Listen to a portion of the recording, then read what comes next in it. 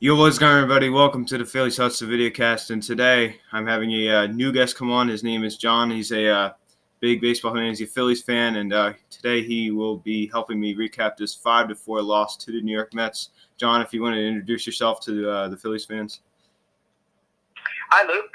Pleasure to be here. I enjoy listening to your podcast, and it's nice to be on here with you. I hope I can share some thoughts of what you're telling everybody. Yeah, thank you very much. No problem. Thank you for coming on. I'm glad that you could help, share your knowledge about the game on this video.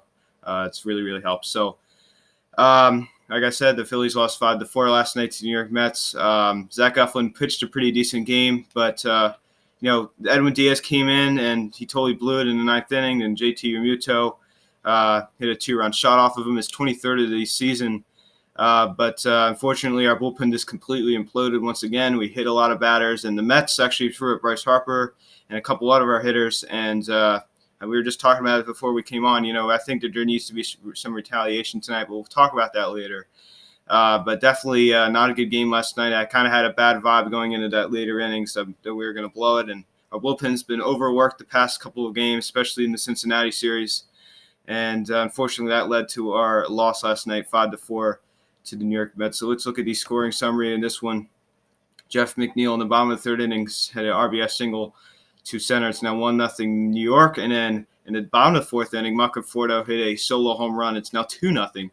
Then JT Realmuto double to left center, and it's now 2-1. And then Franco, who was almost cut at the beginning of the month, but now he's been recalled. He got recalled, I believe, 2 days ago or yesterday. Franco singled to center, and Hoskins scored. It's an RBI single. It's now tied at 2. Then Alonso singled to left on a kind of a weak ground ball, and Haggerty came around to score. It's now 3-2. Then former Philly Wilson Ramos singled to left, RBI single. McNeil scored. It's now 4-2. Then at the top of the ninth inning, Edwin Diaz, who's blown many games this year, comes in and gives up a 2-run shot to JT Realmuto, and the ball game is now tied. That was his 23rd home run of the season. And then Alonso drew a bases-loaded walk in the bottom of the ninth inning, and that's how your ball game ends. 5-4, your final score. The Mets take game 1. And we'll talk about this a little bit later after we go in the box score and the pitching summary. I'm just going to give my thoughts in the game, and then John will give his thoughts. But this is a game that should have been won. As I said before, the bullpen's been overused a lot, and yet again, and I don't want to blame this all on Gabe Kapler, but I think this has to come on him. But yet again, another mismanaged game by our manager, and another game that should have been won. Of course, we are down, and then we come back, and then we blow it again in the later innings because our bullpen doesn't know how to pitch, and it's just been really frustrating. It's been like that all year long, and we lost our star player because he got hit in the top of the third inning. And the hand and X-rays did come back negative, but definitely a frustrating game last night. Hopefully we could have some retaliation against these New York Mets. John, how do you feel about last night's game? Just a quick, we'll go into it deeper, like after the box score and the pitching score. But how do you feel about last night's game? Again, another disappointment. Good news that we came back twice, but we still let the bullpen let us lose in the end. I think just some general comments. The strangest thing was when Neris got called up into the game and apparently didn't give enough warning to get warmed up. I have no idea what was going on. Kaplan comes out to the mound. He turns around, almost walks back, talks to somebody, then calls him in. He doesn't come in. The umpire has to go out to the fence and make him come in. I mean, it was, and he acted like he didn't want to be in the game. It was the strangest thing. Again, that's just Kaplan, how this is players and taking Eflin out of the game. He could have gone another inning. Hoskins looks lost again. Mm-hmm. Just 2 walks, and other than that, he just looks like he's looking for walks. He's taking balls down the middle of the plate. So it's just a lot of it's similar to what we've been seeing. They're not good enough, and I don't think they got the fire in the belly. I mean, if you knock 2 of our players down, and in fact hit one of them, knocked one down, I think they knocked 2 down actually. You got to let those guys know we're not going to put up with that. So it'll be interesting to see if they do anything tonight in today's game. So, that's kind of a summary of the things that I took away. Yeah, that was definitely the situation you described at Neris was definitely like really, really strange. And that's not the first time that's happened. Obviously, I've never seen the umpire go out to the fence. I mean, I saw that last night, but the situation before dates back all the way back to the beginning of last year on opening day, I believe, of 2018 in Atlanta, when Gabe Kaplan wanted to come out and put in a new pitcher, and he wasn't. I forget who it was. He wasn't even warmed up, and it wasted like 5 minutes of game time. Like, so this is not the. Yeah, I agree. Ricky Patelio made a comment after the game, which I don't think about too much because we're not pitchers, major leaguers. But he said, when you stall on purpose like Kaplan was, and you make the umpire go out there and make the guy come in, he said, you think you're going to get any calls on close pitches? He said, now they're ticked off. He said, so exactly. If anything, you're just making an enemy of the umpires. Exactly. That's exactly right. This is why this manager needs to go. I totally agree with you. And we'll talk about that later, but let's look at the box score. Gene Segura led off the ball game. He went 3 for 5, 2 runs scored, 1 strikeout. JT Realmuto went 2 for 5, 1 run scored with a home run, 3 RBIs. Bryce Harper went 0 for 1. He exited the game in the third inning after taking a pitch off the hand. X-rays did come back negative, so everything's okay. But I don't know if he'll be in the lineup today. He lined out the shortstop. They had to shift on me. He had a line drive right up the middle, and Rosario jumped in the air to catch it. I don't know if he needed to really jump. All he had to do was just put his glove up. I guess he just wanted to be a little dramatic and jump, but whatever. Sean Rodriguez went 0 for 1 in this one. He came in to substitute for Bryce Harper. Corey Dickerson went 1 for 2 with a strikeout. Rhys Hoskins 0 for 3, 1 run scored, 2 walks, 2 strikeouts. And as John said, I think he just goes up there trying to be walk happy, and he looks for too many walks. And that's why he has a batting average of 236. And you can make the argument that batting average doesn't matter or anything like that, but that's just you need to hit. And you can't have a 236 batting average, especially if he wants that huge contract extension. You can't be hitting 236. Scott Kingery 0 for 4, 3 strikeouts. He struck out with a couple runners on base last night. Did not look good at the plate. He always chases that high fastball. Cesar Hernandez 0 for 4. Michael Franco 2 for 4, 1 RBI, 1 strikeout. And Jose Perella got the start in left field last night.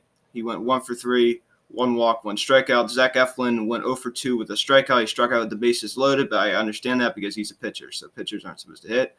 Phil Gosselin he came off the bench and drew a walk, and that loaded the bases. Of course, we didn't do anything after that. Logan Morrison went 0 for 1 with a strikeout, and that's your box score. And let's look at the pitching summary in this one. Zach Eflin pitched a pretty decent game. This is like now his third straight outing that he's pitched decent. Eflin went 5 innings, 6 hits, 2 earned runs, 6 strikeouts. And I mean, like I said, the third straight outing that he's looked pretty good. So hopefully he's getting back on track. But he didn't get the win in this one. Jared Hughes pitched an inning with 1 strikeout. Ranger Suarez an inning, 2 strikeouts. Parker a third of an inning, 2 earned runs, 2 walks. Neris 2/3 of an inning, 2 hits. Morin got the loss in this one. He went 2 2/3, 2 hits, 1 earned run. And Vincent he walked Alonso, and that was how the ball game ends. So Vincent blew it. So all in all, a very, very frustrating game. And we could have won this game. And, I was just thinking about this. This is kind of bring up a point. Like, we're way behind in the wildcard standings right now. And we're just falling and falling and falling. I understand that the Washington Nationals have had some struggles recently. But they're way better than we are. And right now, we currently sit 4 games out of a wildcard spot. The New York Mets, we're tied with the New York Mets and the Milwaukee Brewers. And the Arizona Diamondbacks are only 2.5 out, and they're a half a game ahead of us, 1.5 games ahead of us. And we've just been really just slacking off, and we haven't been getting the job done, and it's really been frustrating to watch as a fan. So I'm not sure what's going on with this team. They really we have such a tough schedule. And think about this. The Braves have just been – I think I saw something yesterday. They're the best team in baseball since like May 23rd or something like that. Well, just think about this. Think about our schedule. And I'm going to let John give his thoughts on this. I'm not going to be the one who talks here. But think about this. If you look at our schedule, we played the Marlins so many times. We got swept out. They came to our own ballpark and swept us out in June. Then we went there and lost the series. And we blew a 7-0 lead to them like 2 weeks ago. I mean, think about that. And we lose a series to the Chicago White Sox. Think about that. If we could win those kind of series, I mean, think about where we'd be right now. Think about how many blowing games. Blowing games are going to happen. It's inevitable, but we blow so many games. It's ridiculous how many games we blow. So I just wanted to make that point. It's so frustrating that we could win these kind of games, but we just can't because our management isn't good enough and our coaching staff isn't good enough. And this is why we sit right now 4 games out of wild card spot. We're only 4 games of 500. Look at the schedule coming up. I just talked about that last night or yesterday. Like, look at the schedule. It's the Braves. You got to play the Braves here in Philly 4 games, in Atlanta 3. You got to go to DC for 5. You got to go to Cleveland. I mean, the Marlins come to town. You could sit there and say, "Oh, well, the Marlins, they're easy wins." Well, they haven't been for us this year. They've been a struggle. So I don't think there's really one easy team left of the year, and that's why we're not going to make the playoffs.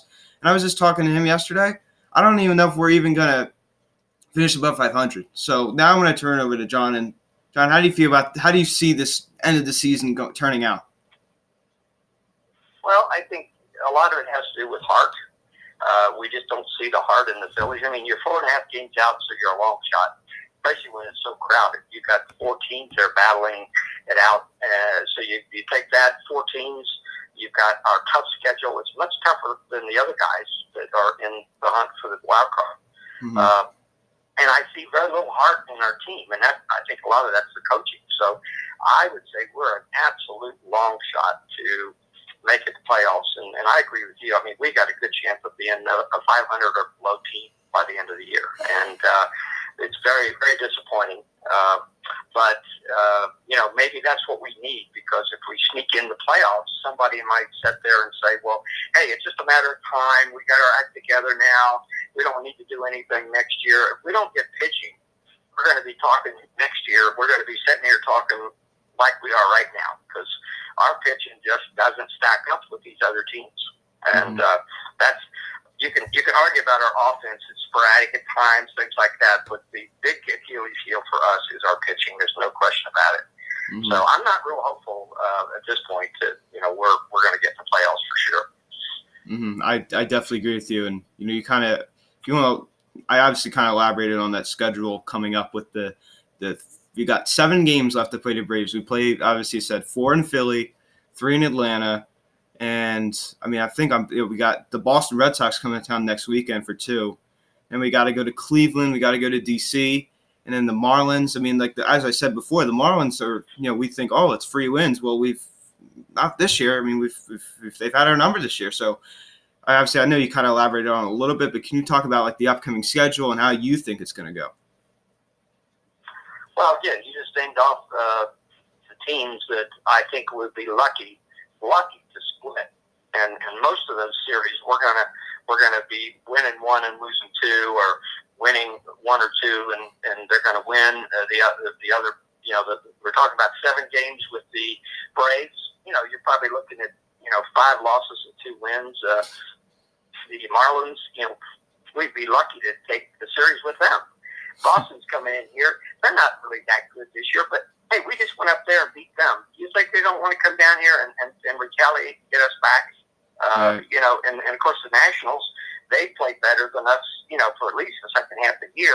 So, it's everybody we're going to be playing are probably playing better than we are. I'm not saying they're a better team. They're playing better than us right now. So you can easily see us below 500 by the time we get through the gambit of the next 20-some games.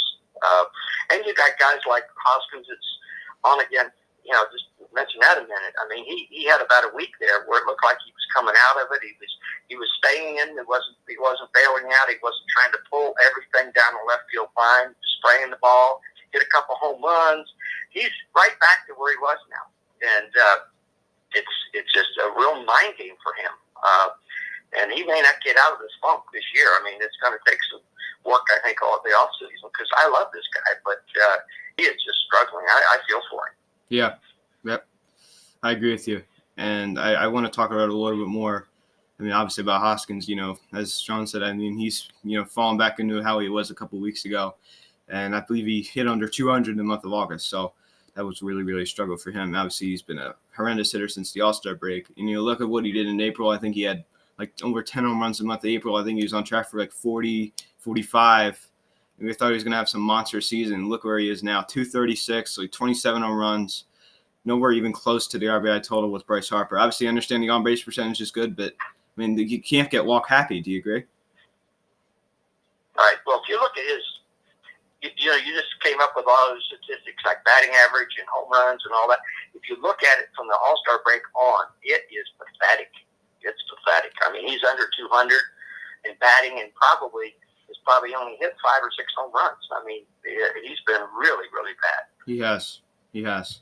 And even I think he should have probably been set a couple games, get his head clear. I mean, again, this is where I disagree with the manager. I don't want to punish the guy, but I think sometimes you need to clear your head.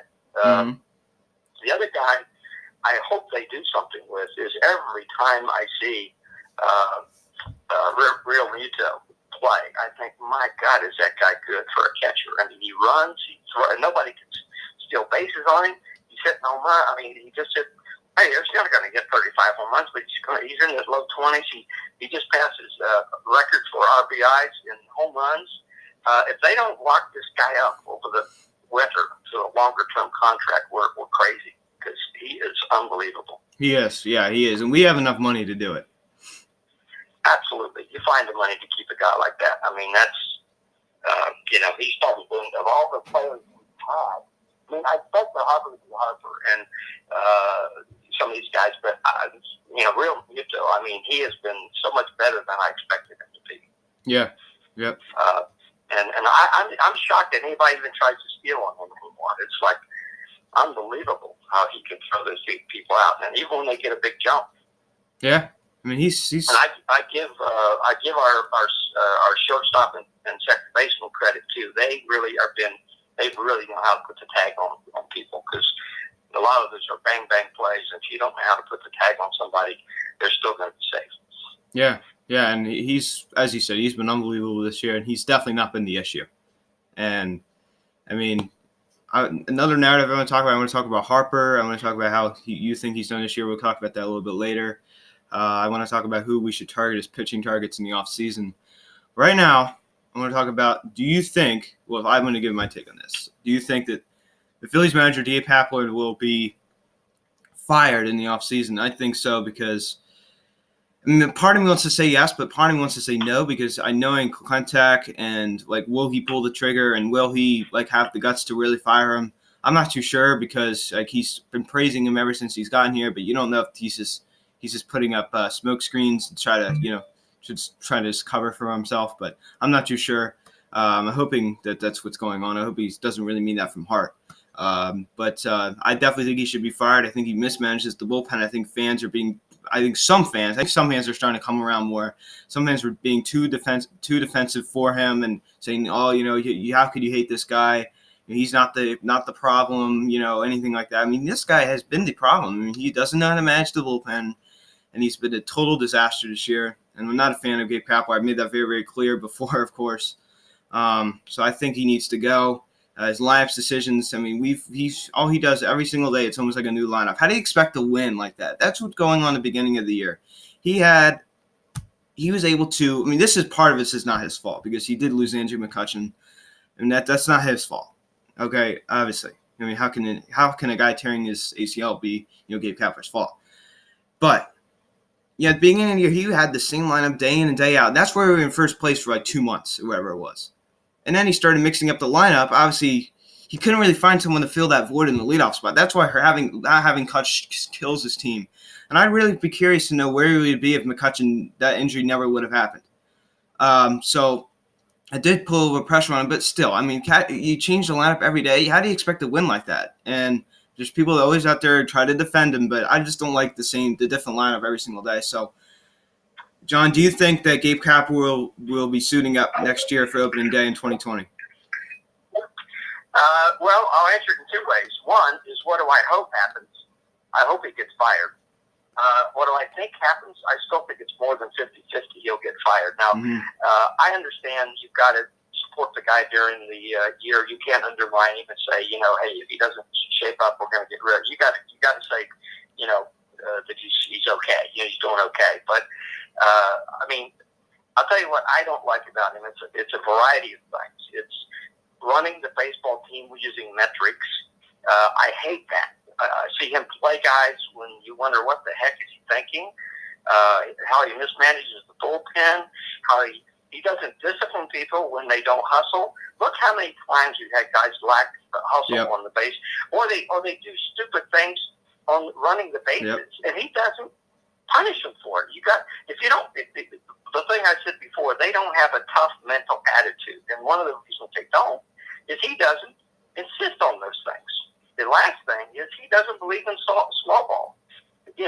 How many times have we gotten beaten? A good example was last night. They got two singles. I got a walk and or whatever. I don't know if the guy walked or got hit, whatever it was, and then we walked the fourth guy and the game's over. Over and over we see other teams that play fundamental baseball. We don't. Well, we got to look at the metrics. We got to make sure we do all that right. But and I think that's part of what's got Hoskins and some of these guys screwed up, because they're looking at walks as being just as good as a hit, and it's not for those power hitters. It's not. You need them to hit the ball. Yep. I hope the guy's going. I really do. I definitely agree with you. So I agree with you. I definitely think it's like a 50-50 chance about what happens. But what do you think about what my take was on the? I really agreed with what you said about the disciplining and everything. He doesn't do a good job. What do you think about the lineup thing? You kind of did touch on that with the analytics type thing, but obviously I'm sure. Again, he doesn't look at the lineup and say, well, who's hot and who's not, and what are we playing, who we're playing. But you got a lineup that's working. You don't tinker with it. Okay, now once they cool off, then you maybe start tinkering with it. But you leave the guys in there that are hot. You don't just keep going to your computer and looking at. I don't know how he does it. He probably has his computer at night. He's looking at all these metrics and deciding who's going to pitch and who's going to do this and that. And who knows? He's probably got somebody in the office that's feeding him information. All the metrics and things. But a couple guys played last night in the outfield.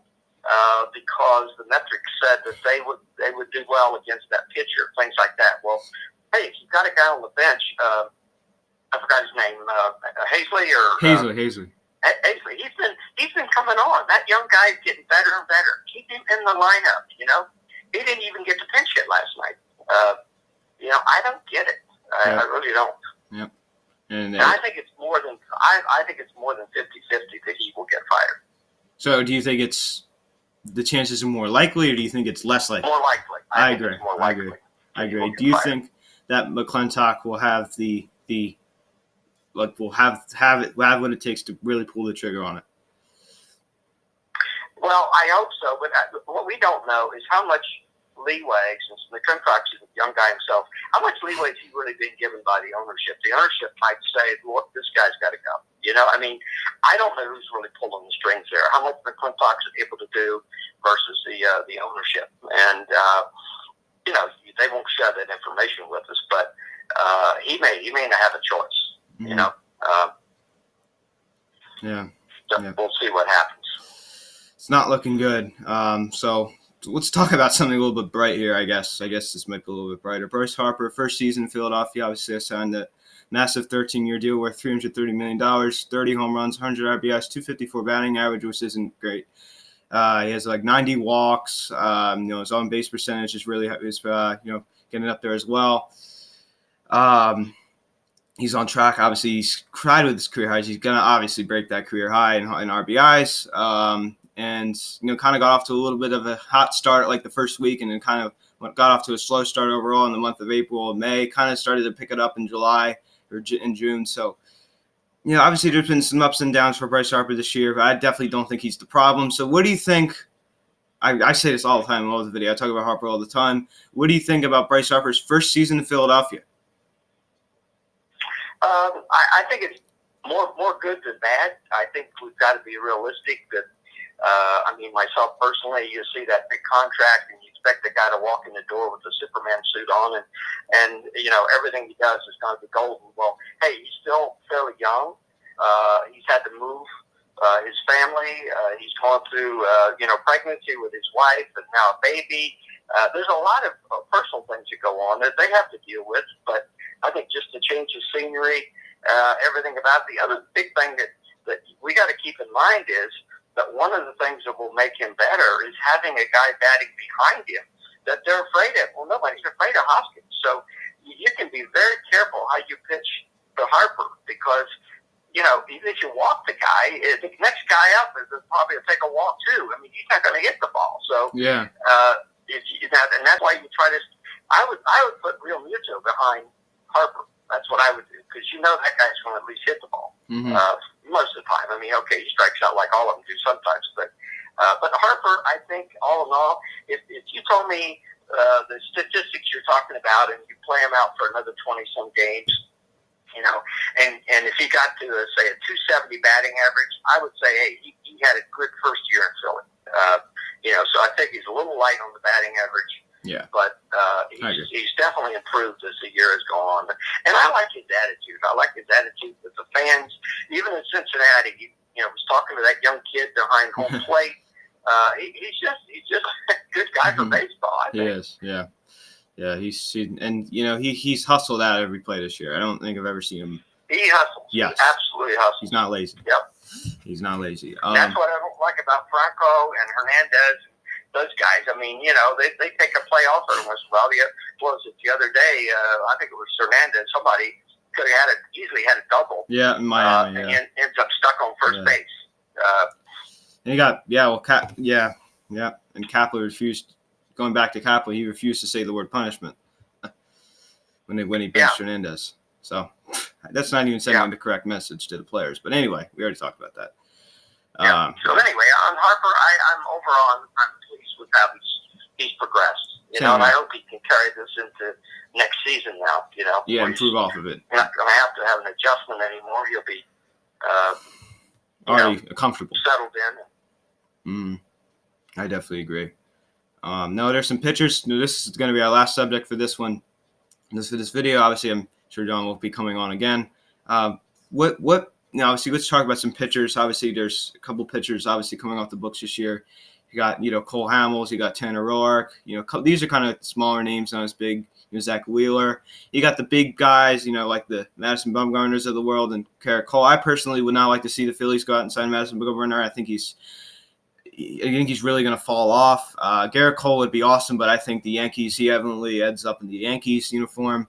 But I said that about Machado last year, and it didn't happen. So I don't. You never know with the Yankees. The Yankees are not as dominant as they once were with free agent signings. So you just don't know, especially after last season, lost off season.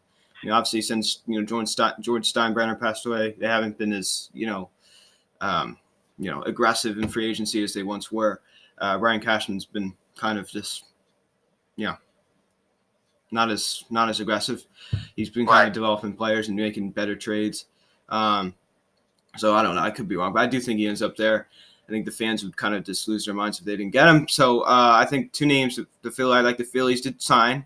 Two pitchers would be Tanner Roark, Zach Wheeler, and they're not the end all be all. These are not superstar aces. Like these are guys who are going to be 3 or 4 guys, and maybe even bring back Cole Hamels if you can get him cheap enough.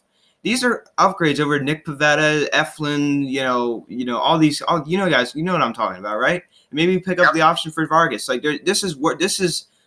People say, well, we're in an open situation with pitching. Like this could work. We can make it work. Do you agree? Well, yeah. I mean, you think about next year. Okay, we're going to have Nolan. We're going to have Jake, whether we like him or not. Now, is he a number 2? No. I saw him as a 3 or 4 and say, okay, that's what we got. We got a number 1 and we got a number 3. So we need a 2 and a 4 and a 5. And maybe Vargas could be a 5, because he's a reasonable price. And so I'm saying, you need to find 2 more good pitchers, and one of them has to be a number 2. Mm-hmm. And if I could get Bumgarner for 1 or 2 years max, I would take him. But the problem is these guys, they want long-term contracts, and they're getting older. I wouldn't sign somebody like that for a longer term. Same way with Cole Hamels. Say, if I could get him for a year, plug him in, I would do that, definitely. Because he's going to be an upgrade from what we got now. And then these other 3 guys that you mentioned, maybe Eflin ends up making it. I mean, he's certainly shown improvement as the years go on. And the other two, I put in the bullpen or end up trading him if you can't fit him in anywhere. But I don't. I mean, I told you the other day we were talking offline, but about Vince and how he got mad because he was taken out of the game after three and a half innings. Like you're Aaron Nola or something. You haven't earned anything. The guy wants to take you out after one inning. You're just lucky you're pitching. Yeah, exactly. Yeah, I mean, any other team he probably wouldn't be. This was like the Yankees or the Astros or the Dodgers or anything like that had pitching. This guy wouldn't even get an opportunity in a starting rotation. So, and he thinks he's, as you said, he thinks he's an Aaron Nola, which he's not. Right. Well, and that's probably the biggest mistake McClintock made is thinking he had three young studs there, and he had Jake, and he had Nolan, and he had these three young studs. That's all they needed, and of course they all basically fizzled. And maybe nothing's come on toward the end here, but it's a little too late for him this year, except to maybe prove that he deserves a shot next year. Exactly. But that pitching just killed us. Yeah, it really backfired for sure. No question. Well, we'll see how they are at pitching good, getting good pitchers. Right. Yeah, so that's how we feel about this whole situation. So, game tonight, 7:10, the first pitch. Hopefully we can rebound from this tough loss last night. Drew Smyly, 3-6 is a 6.65 ERA, going against Marcus Stroman, 7-12 with a 3.28 ERA. And last time we faced Marcus Stroman, we won. So that was in the finale game. I believe it was last time the Mets came here. We lost the first two and we won the last one. So hopefully. So before we go, we'll wrap it up. I don't know how our game's going to go tonight. Last time Drew Smyly won, he did not pitch terrible. So what's your predictions for tonight's game? Even though it's just kind of this. I would say that it depends on our attitude. If we come out with some fire and act like, hey, we're tired of you guys knocking us around, I think we got a good chance to win this game. On the other hand, the Mets smell blood now. I mean, they are back in the hunt. They're tied with us, and they're going to, they're going to do everything they can to stay in the hunt for the wild card. So I'd say it's going to be a crapshoot tonight to win, and certainly to win the series. It's going to be not going to be easy for us, and Smiley's not had a great ERA, so we're going to have to score some runs. Yeah. Yep. It's going to be tough. This is as you said, the contact with the pitching, and it's starting to show. So, yeah. So, John, thank you so much for coming on. I'm sure you'll obviously come on again. So, thank you guys. Thank you so much for coming on. All right, Luke. Good talking to you. Yeah, you too. All right, guys. Please check out the social media link in the description below. 7:10 the first pitch. Drew Smyly versus Marcus Stroman.